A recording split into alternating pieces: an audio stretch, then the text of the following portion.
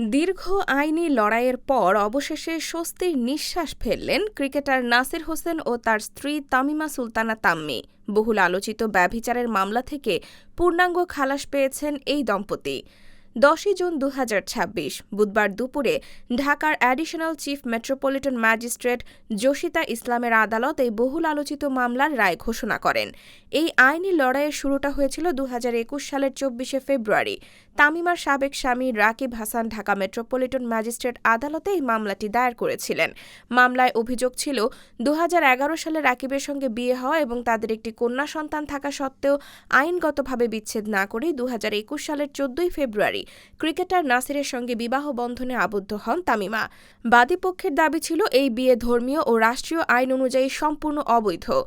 দীর্ঘ এই বিচার প্রক্রিয়ায় আদালত মোট 10 জন সাক্ষীর সাক্ষ্য গ্রহণ করেন। এর আগে 2022 সালের 9 ফেব্রুয়ারি নাসির ও তামিমার বিরুদ্ধে আনুষ্ঠানিকভাবে অভিযোগ গঠন করা হয়েছিল। মামলার চূড়ান্ত শুনানিতে আসামিপক্ষের আইনজীবী আজিজুর রহমান দুলু দাবি করেন যে তার মক্কেলরা নির্দোষ এবং তারা কোনো আইন লঙ্ঘন করেননি। তবে আদালতের এই রায়ে নাসির তামিমা স্বস্তি পেলেও সন্তুষ্ট নয় বাদীপক্ষ।